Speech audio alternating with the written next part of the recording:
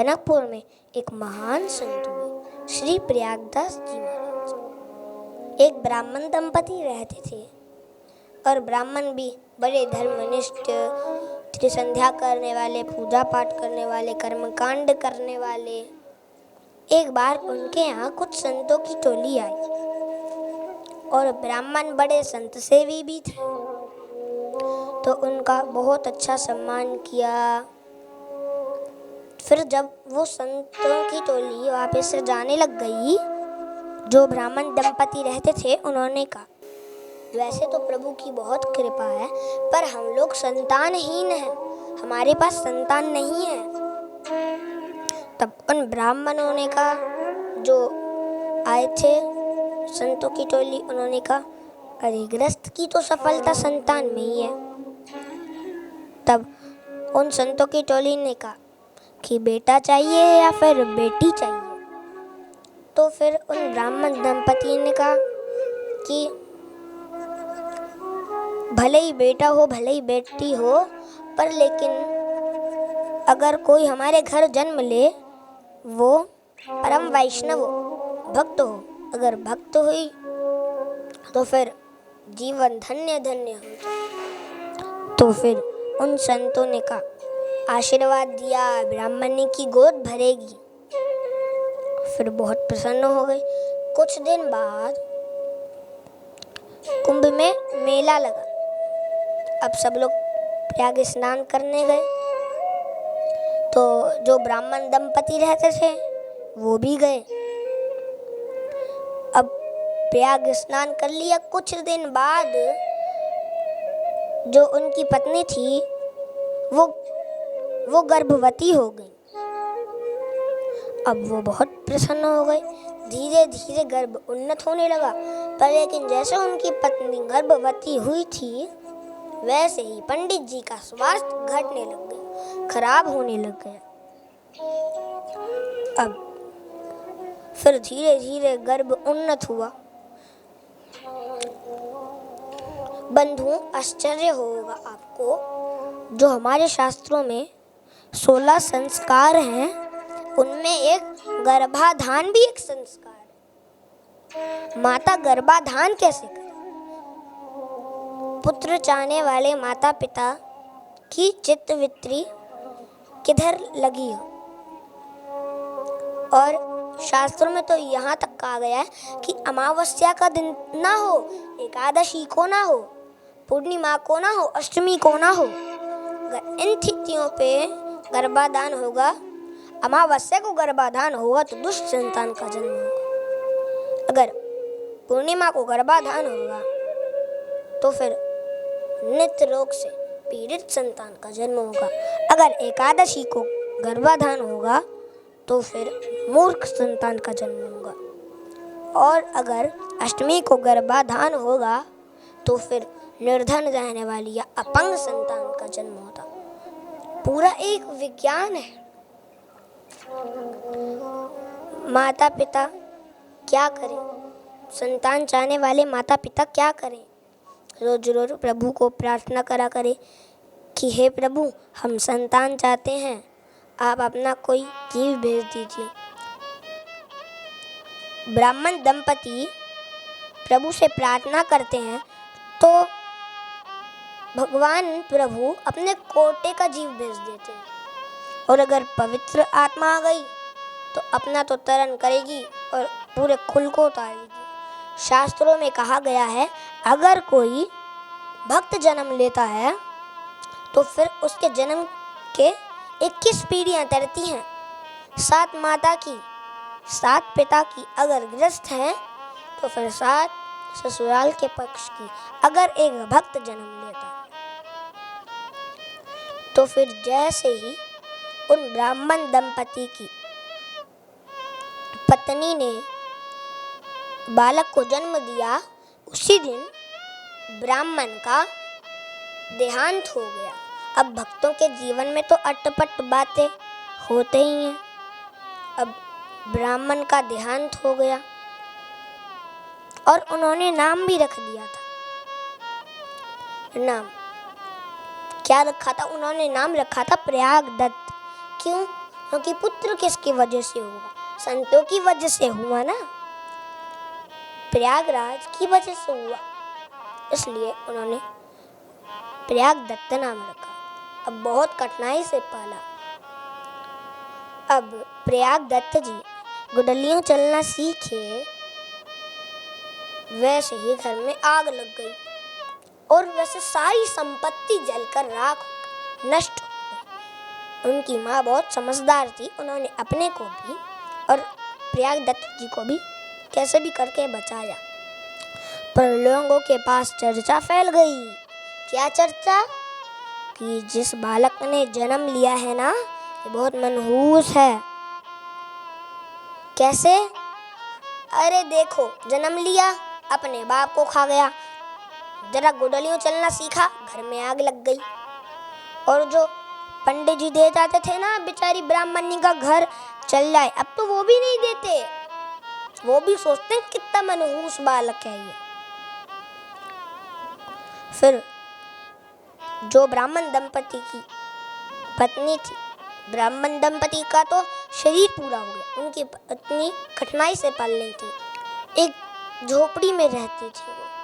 प्रयागदत्त जी खेलने भी जाते थे गली में, और दूसरों के माता पिता भी, प्रयाग उसके साथ मत खेलना, वो बहुत मनहूस है, तब भी फिर भी खेल लेते थे।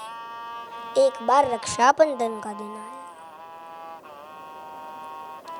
अब जब वो गली में खेलने पहुंचे, कोई लड़का ही नहीं दिखा खेलने के लिए। रक्षाबंधन को तो सब लोग राखी बंधवाते हैं ना, तो फिर कोई लड़का ही नहीं दिखा। तो फिर कुछ बच्चे राखी बंधवा के, कई राखी बंधवा के जा रहे थे कहीं। तो फिर प्रयागदत्त जी ने उनसे ही पूछ लिया कि भैया आज कोई गली में खेलने ही नहीं आया। तो फिर उनके दोस्त ने कहा, उनका जो मित्र था, अरे प्रयाग तुझे पता नहीं, आज तो रक्षाबंधन है। प्रयागदत्त ने कहा, रक्षाबंधन क्या होता है? तब उनके मित्र ने कहा, अरे बड़ा मूर्ख है तू, रक्षाबंधन को बहन भाई के कलाई पे राखी बांधती है, और आज रक्षाबंधन है। तभी उस बच्चे की माँ आ गई और उन्होंने कहा, चल बेटा तेरे मामा आए हैं अब मिठाई का डब्बा लेके। फिर प्रयागदत्त जी ने पूछा कि भैया मामा क्या होता है? फिर उनके दोस्त ने कहा, मित्र ने कहा कि माँ के भाई को मामा कहते हैं, ये भी नहीं पता, इतना पागल है। और मेरे मामा आए हैं मिठाई का डिब्बा लेके, मेरी बहन मुझे और राखी बांधेगी। अब प्रयागदत्त जी रोते रोते वापस से अपनी मैया के पास आ गए घर पे। अब उन्होंने कहा प्रयागदत्त जी ने कि माँ तेरा कोई बहनोई कोई नहीं है? उनकी माँ के नेत्र भी सजल हो गए और सही में नहीं था कोई बहन। जैसे मीराबाई जी की मैया ने उनका मन बहलाने के लिए कह दिया था कि ये गिरधर ही तेरे पति हैं, वैसे ही मन बहलाने के लिए उनकी मैया ने कह दिया, प्रयागदत्त जी की मैया ने, बेटा तेरी भी कोई बहन है और बहनों ही है। तो फिर प्रयागदत्त जी ने कहा, कहाँ रहते हैं, कभी आती तो नहीं राखी बांधने के लिए। तो उनकी मैया ने कहा, बेटा तेरी बहन रानी है, रानी बहुत बड़ी रानी, और तेरी बहन का नाम है जनक नंदिनी श्री सीता महारानी। तो फिर उन्होंने प्रयागदत्त जी ने दोबारा कहा कि अरे कभी राखी बांधने तो नहीं आती। फिर उन्होंने कहा, प्रयागदत्त जी की मैया ने, बेटा बोला ना, राजा रानी को बहुत समय नहीं होता, वो एकदम काम में लगे रहते हैं। और तेरे बहनोई तो बहुत बड़े आदमी हैं, उनका नाम है राजा रामचंद्र जी। अच्छा, फिर प्रयागदत्त जी ने कहा मैया उनके पास समय नहीं है तो मैं चले जाऊं। फिर माँ ने कहा कि अभी पहले बड़ा हो जा, फिर मैं तुझे भेजूंगी। प्रयागदत्त जी 4 दिन बाद कहते देख माँ मैं कितना बड़ा हो गया, अब मुझे भेजो। अब माँ ने बहलाते बहलाते बहलाते 2-4 वर्ष निकाल दिए। अब कितने बहलते, एक दिन तो प्रयागदत्त जी ने हट पकड़ ली, जाऊंगा और जाऊंगा और जाऊंगा। और कुछ संतों की टोली जनकपुर से अयोध्या दर्शन करने जा रही थी। अम्मा ने सोचा कि चलो इतनी जिद कर रहा है तो संतों की टोली के साथ भेज देती हूँ, दर्शन तो कराएगा। फिर उन्होंने संतों की टोली के साथ भेज दिया। प्रयागदत्त जी ने कहा कि पता तो बता दो कि किधर रहते हैं वो। फिर उनकी मैया ने कहा अरे कोई तेरी बहन की छोटी मोटी आदमी है क्या, रानी है, सब लोग जानते हैं, चल तो पूछता है तो वो कनक भवन में रहती है अयोध्या में। उन्होंने कहा अच्छा। फिर जाने लगे, फिर याद आया, उन्होंने कहा माँ कुछ बहन बेटियों के घर तो खाली हाथ नहीं जाया जाता, तो कुछ सामान दे दो। फिर अब गरीब हो गए थे, क्योंकि अभी हमने आपको प्रसंग सुनाया कि जब प्रयागदत्त की गुडलियों चलना सीखे तो घर में आग लग गई थी, तो सारी संपत्ति नष्ट हो गई थी।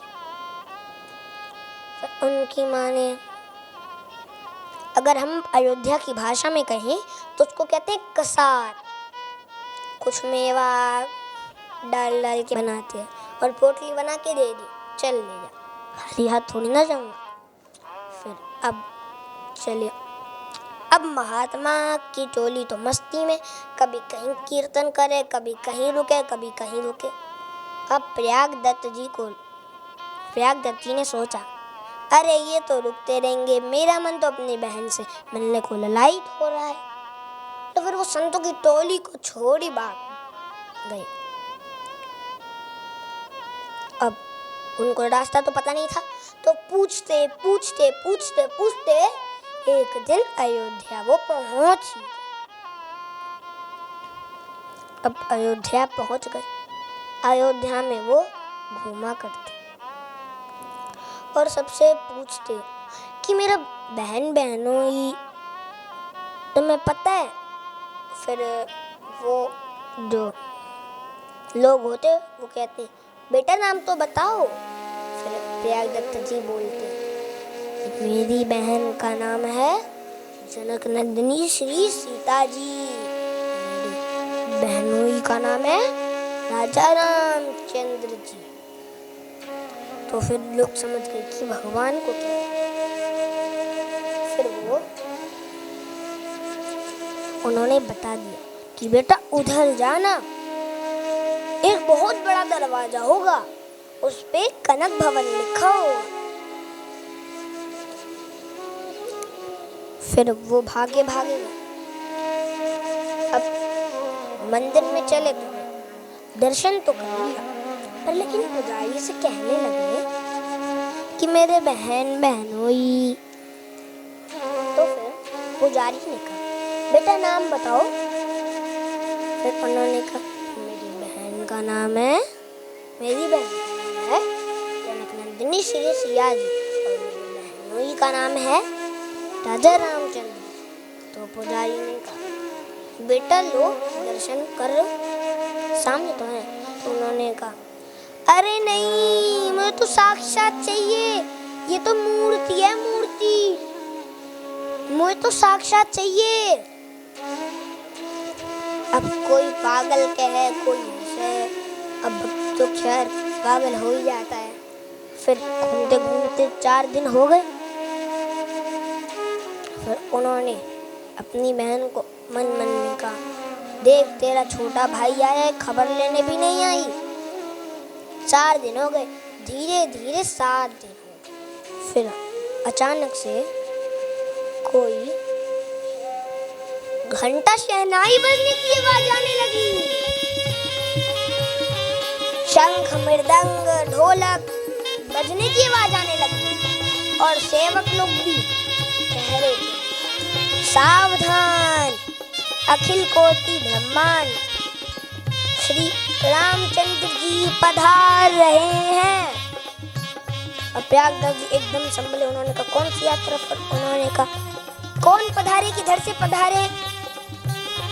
फिर जैसे ही वो सीता कुंड के पास आए, फिर जैसे ही उन्होंने देखा एक बहुत बड़ा विशाल सफेद रंग का हाथी है और उसके ऊपर सोने की झूल लगी हुई है। और उसके ऊपर कौन है? उसके ऊपर धन धन श्री रामचंद्र जी और सीता जी है।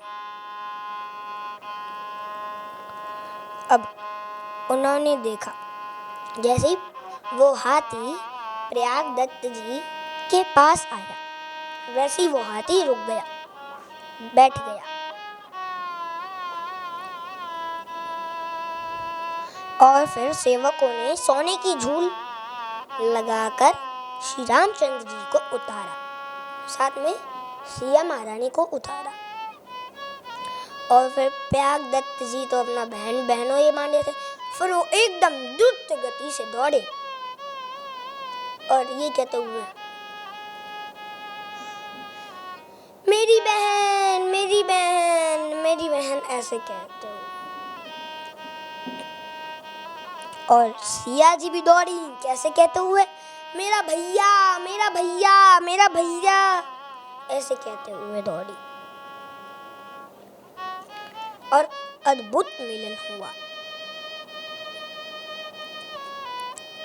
और फिर बहुत देर तक मिलन हुआ। फिर जो प्रयागदत्त जी थे, उन्होंने सीता जी से पूछा, ये कौन है? उन्होंने कहा, ये तेरे बहनोई हजरत रामचंद्र जी। फिर उन्होंने प्रणाम किया। फिर उन्होंने कहा कि 7 दिन हो गए मुझे, अभी तक नहीं मिली थी। अब जब मैं कभी आऊं ना, तो फिर इतना पर दुख मत देना। अब उन्होंने कहा कि हाँ। फिर बहुत अद्भुत मिलन। उस मिलन का वर्णन कौन कर सकता? ये संसारिक मिलन नहीं, ये संसारी दुख सुख होते ही नहीं है, बस दुख ही दुख है।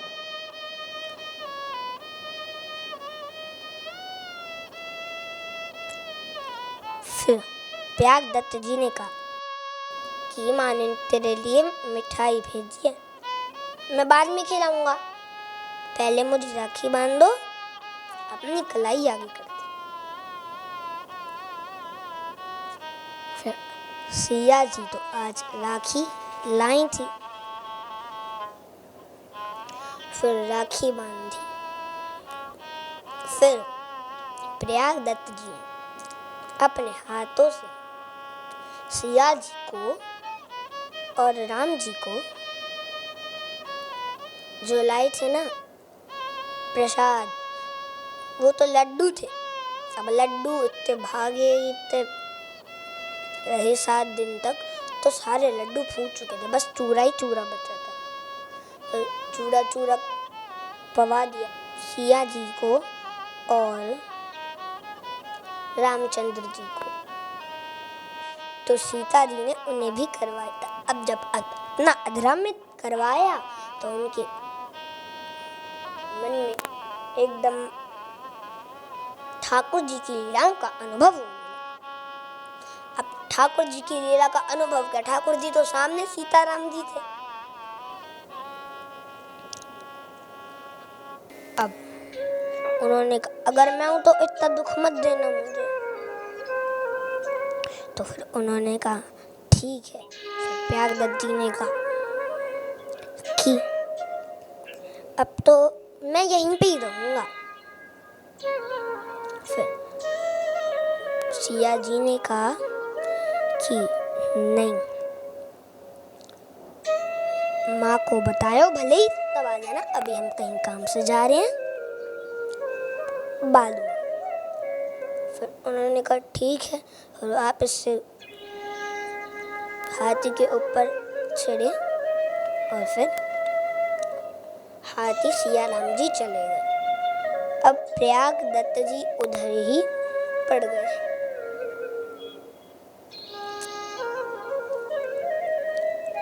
अब फिर उनको भूख लगी। फिर उन्होंने कहा देख, उस बहन को देख, भूख लग रही है, प्रसाद नहीं भिजवाया।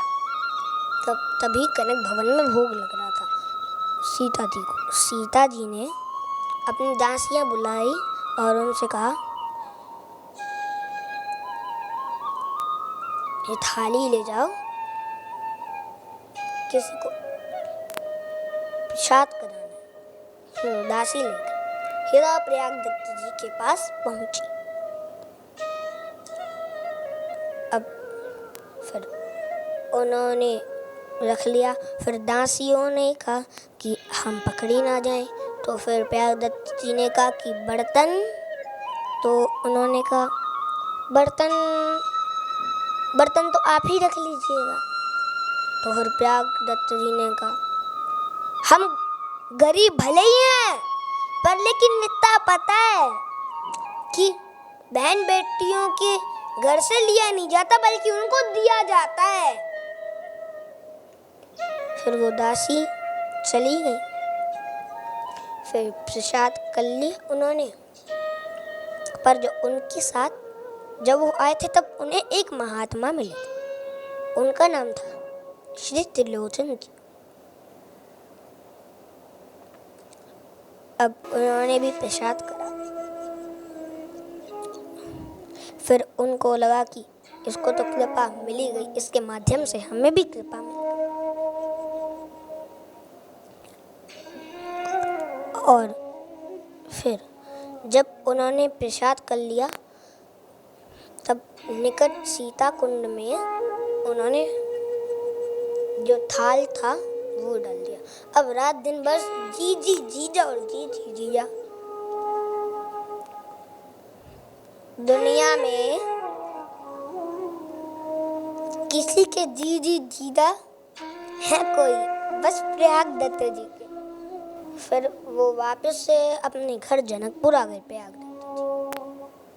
फिर उनकी माँ तो बाटी देख रही थी कि मेरा बेटा इतने दिनों से गया है, अभी तक नहीं आया। अब जब प्रयाग दत्त जी को आते देखा, तब उनकी माँ ने देखा, अब उनके मुंह पर, प्रयाग दत्त जी के मुंह पर रौनक ही दूसरी थी। अब उनकी माँ को लगा कि इसको असली में जी जी जीजा मिल गए हैं। और वो आई। फिर उनकी माँ ने पूछा, बेटा तुझे जी जी जीजा मिल गए क्या? उन्होंने कहा हाँ, जीजी तो एकदम बहुत सुंदर है, गुड़िया के जैसी, और जीजा भी बहुत बड़े आदमी हैं, ये भी बहुत अच्छे हैं। फिर उन्होंने कहा माँ, मैं तेरे लिए अपनी बहन का प्रसाद भी लाया हूँ। अब उन्होंने पाया, उनकी मैया ने और प्रयाग दत्त जी ने भी पाया। अब वो तो सीता जी का अधरामित था। अब प्रभु की लीला हृदय में आने लगी। अब रात दिन उधर भी जी जी जीजा और जी जी जीजा। अगर कोई वैष्णव ठाकुर जी को देख ले, तो भाई किसी वैष्णव ने ठाकुर जी के मूरत के पीछे सूरत को देख लिया, हम तो उसको लाख बार दंडवत, लाख बार प्रणाम करेंगे। अब बस रात दिन जीजी जीजा की बात। बस इस घटना के बाद उनकी माता जी 1 बरस ही जीवित रहीं। देखिए,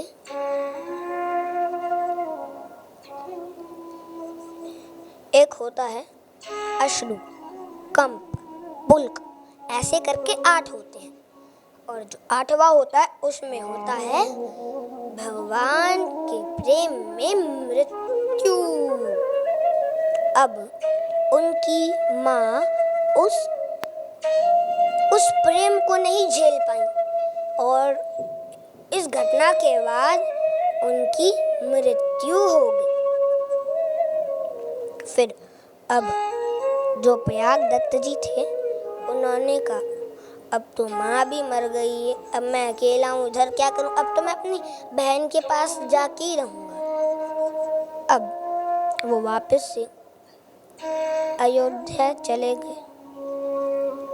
फिर वहाँ ढूंढे, देखिए प्रभु का स्वभाव है, पहली बार तो भक्त को दर्शन दे देंगे कि बस भक्त प्रेम में पागल हो जाए, और दूसरी बात उनको आँख में चोली में आनंद आता है। फिर अब मिले ही ना। फिर जब वो वापस से उधर ही पहुँचे तो हमने आपको बता दिया था, जब वो पहले बार उन्होंने सीताराम जी के दर्शन करे थे, पहली बार जब वो बीहड़ में जाके रहे थे तब तो उनको एक संत मिले थे, उनका नाम त्रिलोचन जी। अब वो वापस से मिल गए। अब त्रिलोचन जी ने कहा देखो प्रयाग, भगवान ने तुम्हारे संबंध को स्वीकार कर लिया। देखो मैं तुम्हें इनका स्वभाव बताऊं। देखो कि जैसे कोई भगत इनको प्राप्त करना चाहता है, इनका दर्शन करना चाहता है, तो उसको पहली बारी में तो दर्शन दे देंगे, और जब भक्त दूसरी बार ढूंढेगा तब इनको आँख में चोली में बड़ा आनंद आता है। फिर उन्होंने प्रयागदत्त जी ने कहा कि मुझे क्या करना होगा। फिर जो थे त्रिलोचन जी, उन्होंने कहा अब तुम्हें दीक्षा लेनी होगी। अब प्रयागदत्त जी ने कहा मुझे तो शादी नहीं करनी, मुझे विवाह नहीं करना, मुझे तो विरक्त बाबा जी बनना है। तो फिर उन्होंने कहा ठीक है। जब दीक्षा नहीं हुई थी उससे पहले का नाम था प्रयागदत्त जी, और जब दीक्षा हो गई तब उनका नाम हो गया श्री प्रयागदास जी। कहिए श्री प्रयागदास जी महाराज की जय हो। फिर उनका नाम प्रयागदास। अब एक दिन वो राम कथा सुनने गए, और राम कथा में कौन सा प्रसंग चल रहा था कि कैकेयी मैया ने राम जी, लक्ष्मण जी और सीता जी को वन में भेज दिया नंगे पांव। अब प्रयागदास जी रोए सो रोए। फिर उन्होंने सोचा कि रोने से तो कुछ काम नहीं होगा, कुछ करना पड़ेगा अपनी बहन के लिए। फिर लोगों से पैसा मांगे, 1 पैसा, 2 पैसा, 3 पैसा, 4 पैसा, ऐसे बहुत सारे पैसा जब इकट्ठे होने लगे और लोग पैसा भी चढ़ाने लग गए। जब बहुत सारे पैसा इकट्ठे हो गए तब तीनों के लिए जूते बनवाए। सीता जी के लिए जूते, राम जी के लिए और लक्ष्मण जी के लिए जूते, और बढ़िया पलंग बनवाया, बढ़िया ओढ़नी, बढ़िया तकिया, सब कुछ बढ़िया। और उनके जूते तो बनवा ही लिए थे। फिर उन्होंने और पलंग भी कैसे बनवाए, उन्होंने जब रखा एक के ऊपर एक, एक के ऊपर एक, एक के ऊपर एक। सबसे बड़ा राम जी का, उससे छोटा सिया जी का, सबसे छोटा लक्ष्मण जी का, ऐसे। और उसके ऊपर भी पादुकाएं रख ली। अब चले, अब किधर जाऊंगा। पहले जब पहली बार आए तब अयोध्या घूमने, अब किधर जा रहे हैं प्रयागदास जी। अब मैं चित्रकूट जाऊंगा। अब चित्रकूट में घूमे, अब वहां पे भी ना मिले। तब उन्होंने कहा कि यहीं स्फटिक शिला के आसपास तो रहते हैं ना, मैं यहीं पे सारा सामान रख देता हूँ, और छुप जाता हूँ कहीं, क्योंकि बहन संकोच करती होगी कि भाई से इतना सामान नहीं लेना चाहिए, इसलिए मैं बस छुप जाता हूँ। फिर प्यागदास जी एक लता के पीछे, एक वृक्ष के पीछे छुप गए। अब वापस से श्री सिया जी, श्री राम जी, श्री लक्ष्मण जी आए। तभी प्यागदास जी निकल पड़े और उन्होंने कहा, मेरी जीजी, मेरी जीजी, मेरी जीजी। फिर उन्होंने लगा लिया। देखिए बंधुओं, संसार में छोटा भाई और बहन बड़ी बहन से लड़ता है तो वो कैसे इतने छोटे छोटे हाथों से करता है, लड़ता है। फिर वैसे ही सोच रखा था आज तो लड़ूंगा छोटे छोटे हाथों से, आज तो बात भी ठीक से नहीं करी। और फिर उन्होंने कहा कि ले आपके लिए मैं पादुका लाया हूँ, आप नंगे पैर मत चला करो, आपके चरण बहुत सुकोमल है, ले इस पादुका को पहन लो। पहना दी। और देखो प्यागदास जी ने कहा कि मैं आपके लिए बेड भी लाया हूँ। आज की भाषा में कहें तो बेड, बिस्तर, पलंग लाया। फिर पलंग पे बिठा दिया और अपने हाथों से जूती पहनाई। सिया जी को जूती, लक्ष्मण जी को जूता, राम जी को जूता और पहना दिया। अब उन्होंने कहा कि बताओ क्या काम है, अगर कुछ चाहिए, फल चाहिए खाने के लिए, लकड़ियाँ चाहिए यज्ञ करने के लिए, कुछ भी चाहिए मुझे बताओ, आप मत चला करो, आपके चरण बहुत। अब उन्होंने कहा, सिया जी ने हृदय से लगाया दास जी को और उन्होंने कहा कि वैसे हमें यहाँ कोई तकलीफ नहीं, वनवासी लोग थोड़ा बहुत सहयोग कर देते हैं। और कैकेयी मैया ने 14 वर्ष का वनवास दिया, 14 वर्ष बाद हम आएंगे तो हम तुम्हें अपने साथ कनक भवन में ले जाएंगे। फिर प्यागदास जी ने कहा कि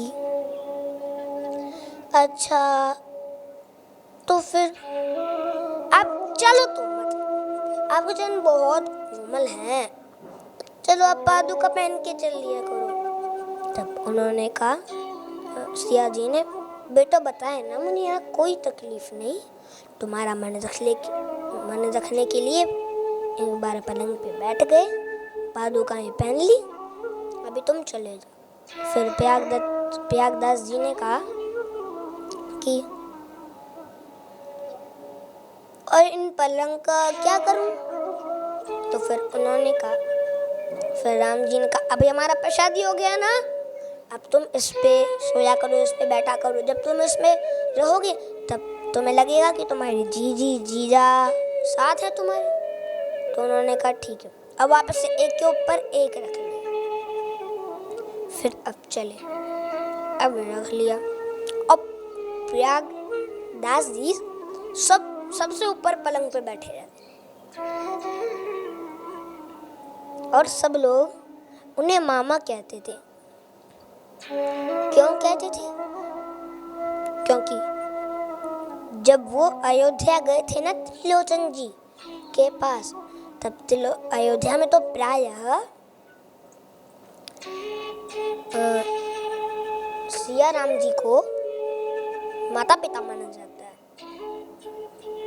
और जनकपुर में अगर युवा है तो बहन, अगर बूढ़े हैं तो बेटी। प्राय अगर अयोध्या से प्रसाद आवे तो जो बड़े बूढ़े होते हैं वो खाते नहीं, वो कहते हैं बेटी के घर का आया हम खाएंगे नहीं। हैं जब उन्हें त्रिलोचन जी मिले तो फिर त्रिलोचन जी ने कहा वह तो सब लोग यहाँ पे माता पिता मानते हैं, और आप हो गए मैया के मामा, आप हो गए मैया के भाई। अब मैया के भाई को क्या कहते हैं? मामा। तो सब लोग मामा मामा कहने लग गए, मामा प्रयागदास मामा। तो तभी कुछ वैष्णव आते तो कहते मामा प्रयागदास, देखो वैसे तो हो वैष्णव, दीक्षा ले रखी है, लंगोटी लगाते हो, पर लेकिन भजन वजन कुछ नहीं करते। तो प्रयागदास जी ने कहा, उनका एक दोहा बड़ा प्रसिद्ध है जनकपुर में और अयोध्या में, आप भी याद करिए। नीम के नीचे खाट बिछी है, खाट के नीचे करवा, प्रयागदास अलमस्ता सोवै, राम लला को सरवा। सरवा माने साला। तो कहते अरे हमें कोई छोटा मोटा आदमी समझ रखा है क्या? राम जी का साला हूं, साला। और अपने लिए वो प्रयोग के लिए करवा रखते थे सबसे नीचे। अब 14 वर्ष बाद सिया राम जी आए, और फिर उन्होंने तो कह दिया था कि जब वो कनक भवन में आएंगे तब प्रयागदास जी को साथ ले जाएंगे। फिर वो प्रयागदास जी को हाथ पकड़ कर जैसे ही ले गए, तभी प्रयागदास जी ने अपना शरीर छोड़ दिया। कहिए श्री प्रयागदास जी की जय हो, प्रयागदास जी के माता पिता की जय हो। प्रिय भगवत प्रेमियों, अगर यह वीडियो आपको पसंद आई तो इसको लाइक कीजिए और अधिक से अधिक शेयर कीजिए। परम पूज्य श्री निताई दास जी महाराज जी के YouTube चैनल को सब्सक्राइब करें और पूज्य महाराज श्री की कथाओं को सर्वप्रथम देखने के लिए बेल आइकन दबाना ना भूलें।